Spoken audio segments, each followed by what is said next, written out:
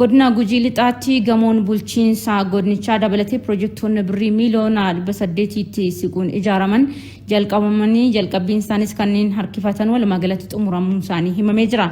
Gabaasa riippoortarri keenyaa Tiiroos Tolaanuuf ergee Abdul Naasir Jamaal akka ta'antu dhiyeessa.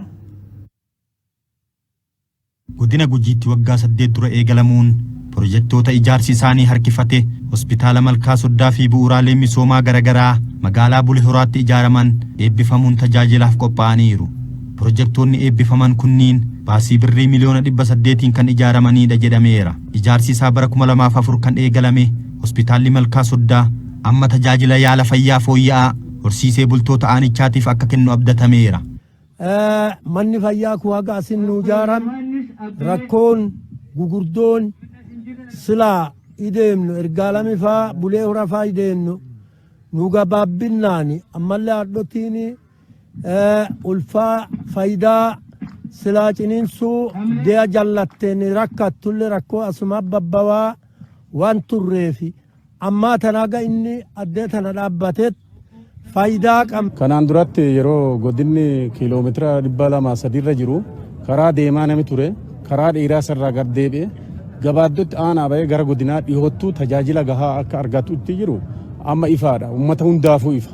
Hospitaalli kun tajaajiloota baqaqsanii yaaluu fi da'umsaa dabalatee tajaajiloota hospitaala sadarkaa jalqabaa kennuuf meeshaalee wal'aansaa fi ogeessotaa guuttachuun isaas sirna eebbaa irratti ibsameera. Ijaarsa hospitaala kanaatiifis birrii miiliyoona 36 bahuun himameera. Bulchaan godina Gujii lixaa obbo Abarraa Bunnoo gaafii bu'uuraalee misoomaa hawaasa godinichaa furuuf waliin gahiinsa piroojeektootaaf xiyyeeffannoon hojjetamaa jiraachuu himan. Piroojeektiin kun piroojeektii gamoo kana dabalatee waajjiraalee adda addaa babal'ina buufata fayyaa waajjira paartii badhaadhinnaa ganda 201 keessatti hundumatti bishaan daandii riqichaaf magaala keessatti ibseef waan kana fakkaatu hundumaa kaammatu. Sadarkaa ministeeraatti qindeessaan dhaabbilee ijaarsa sirna dimokiraasii Dr. Alamuu Simee mootummaan piroojeektoota eegaluu qofa otoo hin taane xumursiisuufis xiyyeeffannoo kennee hojjetaa jira jedhan. Piroojeektoota buleeyyii waggaa dheeraadhaaf lafarra harkifachaa turan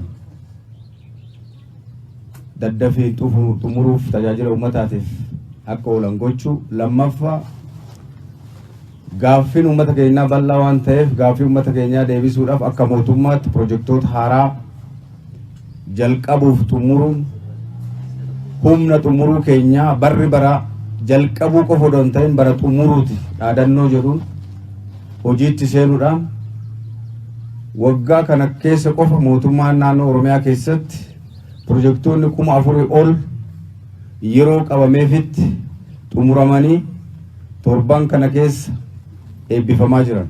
Piroojeektoota 162 birrii miiliyoona 700 oliin hojjetamaa jiran keessaa kanneen amma eebbifaman dabalatee 89 xumuramaniiru. Hawaasni godinichaa nageenya fooyya'aa argatee gara misoomaa fi fayyadamummaa diinagdeetti fuula isaa jijjiirachaa akka jirus Dr. Alamuun himaniiru. Godina kanatti piroojeektoota eebbifamaniin alatti piroojeektoonni tajaajila hawaasaatiin xumuramanis daawwatamaniiru.